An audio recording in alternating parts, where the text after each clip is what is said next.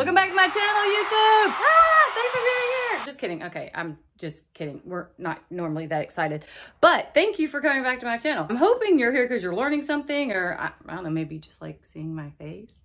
Okay, no? All right. We're going to talk about today the age-old question, and people search it on YouTube all the time, and I think it's a little bit misleading, so I'm going to break it down for you. This is, can you buy real estate with no money? Not no money down, no money. That's very different things. A lot of these videos will tell you how to buy a house or buy real estate with no money down. Yes, you can do that too. But what if you don't have any money at all? Like what if you don't have access to getting a loan from a bank because your credit sucks? Whatever reason, you just can't get money, you can't find money, you don't have relatives that will give you money, or you don't have people that believe in you to trust you with their money. Whatever the reason might be, if you don't have the money, it's hard to buy real estate if you don't know what you're doing. Can you buy real estate with no money? Yes, you can. Is it hard? Yes, it's hard. It's hard. It's not easy. It's not for everybody. This is going to be the hardest way that you invest in real estate. If you have money, that is an easier way to go. If you have access to other people's money, whether it's a banks or investors, family and friends, whatever, that also is an easier way to go, but it is possible. So I'm going to tell you how to do it. You ready? Step one, find a house. Not like you can really read this. I don't know why I'm writing because my handwriting sucks. Find a house. Now how are you going to buy that? You ain't got no money, maybe no credit. How are we going to buy this house? There are a couple different ways. My personal favorite I've talked about many times, we've gone over it, is the owner finance option or lease purchase agreement. You can actually do a lease purchase agreement and not pay any money down. You have to find the right owner. You have to find the right situation. And typically it's going to involve you solving somebody's problem, and not your problem, but somebody else's problem. Then you have a seller that's usually a lot more willing to work with you. Now the seller's got to get something out of it. So what do they get out of it? Well, you can negotiate a higher monthly payment where you pay, let's say $200 over your note, or over the payment every month, and the owner gets that money on top of whatever rent he would get typically. And then at the end, you buy it out from under him, or at the end of the contract that y'all agree on, you buy the house out from under him, whether that's 2, 3, 4, 5 years. And you can do that. People are willing to do that. It's easier a lot of times with commercial properties. It is a little bit harder to get lending on a commercial property. A lot of people that own commercial property and commercial real estate will be creative in their financing because they want to sell the property.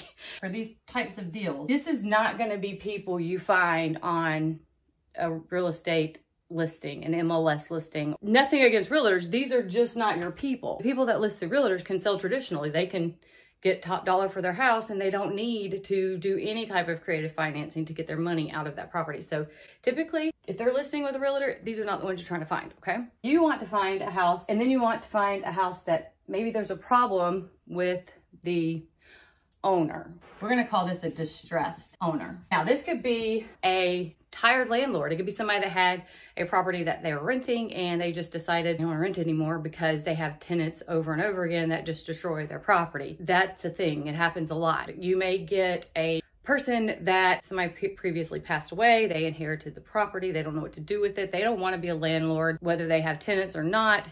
They've got to get rid of this house because it wasn't something they ever signed on to do. Another situation would be somebody that maybe is upside down. They can't get out of their house what they owe on it for whatever reason. Right now, the real estate market is really, really hot. And so people are paying top dollar for most properties. You're not finding a lot of your deals where sell your house for, 70, 80% of the value of the property. It's just not happening as much anymore. There's certain areas you can do that in. It's just not as prevalent right now in this market because of the interest rates, because of everything. Houses are going like crazy. So it is harder to find a distressed owner, but you can. They're out there. They're everywhere.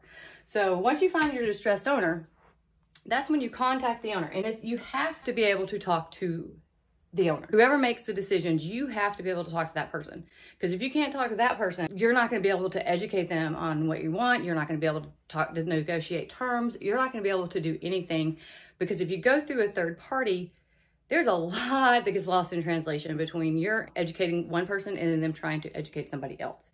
So even if you're going through a husband and the wife is the one making the decision, the wife needs to be there when you're talking because she needs to understand exactly what you're doing, vice versa, whatever. Once you do this, that owner, if you've done a good job in educating them and they are distressed and they don't have a lot of options on what they can do, more than likely you could probably get a contract on that house. You just have to make sure that it's advantageous for you and for them. You don't want to burn them. You want to make sure that they're getting what they need out of it as well, because people talk. And I'm telling you, if you help one person solve a problem, they're going to tell their friends when they have problems. You really want to be upfront. You really want to be very transparent, and you want to be moral, ethical. Don't do things that you wouldn't want somebody to do to you. All right, because a lot of times these owners, they may be older, they may be even elderly. It's just, we don't need to take advantage of elderly people. Contact the owner.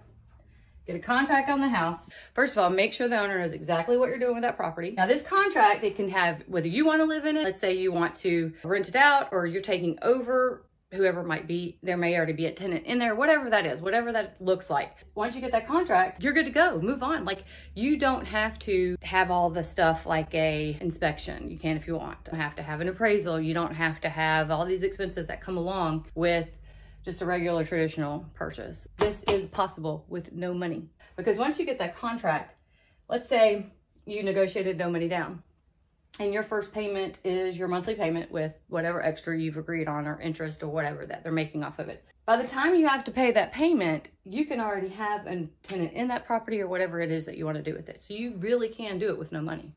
There's also another way. It's actually called subject to. Subject to. I know that sounds kind of weird. It looks like an unfinished sentence, but basically what a subject to agreement is, you take over the loan from the owner. So the owner keeps the mortgage, the note in his name or her name, and you take over the payment. You take over the rights to the property and you take over what happens to that property, but you make the payments on that property from there on out. So then it relieves the owner of having to even deal with it anymore. It's on their credit. They still have the loan. You will want to probably buy that out from under the owner. Within 2 to 5 years, you may not want him to hold it for 30. If he will or she will, that's fine. That's between you and the person making the deal. But you can just take over payments. So whatever that payment is, you can take them over, but then take over control of the property and what happens to it from there on out. Another way I can make money, or I make money in real estate, is I'm not an agent. I don't have a real estate license. I'm not a realtor, but I can help people find homes and help people with their financing and help people negotiate deals. So I actually work as a consultant a lot of times to people that want to either owner finance their properties or they want to get into an owner finance home. I don't mess with anything that realtors have going on. I don't want to step on any toes. So unless a realtor sent me something off market, I typically just don't go for those properties. You know, they need to get paid. They need to make their commissions. And a lot of times the deals that I do just don't have the room in it for the commission for the realtor. I do work with realtors. I think it's good to have relationships with realtors, but in this case, this is not a situation where you would have a realtor involved. I would actually help the homeowner or the seller buy or sell their house. And with the terms, with the contracts and all of that kind of stuff, making sure they have all the necessary items that they need. They can ask any questions of me is different than a regular transaction or regular closing. But I actually charge a fee for my services. So you can charge a consulting fee for your time, for your knowledge, for what you do. You need to check your state laws. I don't know the laws in every state, so your laws may be different. You want to make sure you're not violating any realtor laws if you're doing that in your state. Okay, I live in Florida. I work in Florida and Alabama. So if that's something you want to do, you can consult and make money, charge a fee.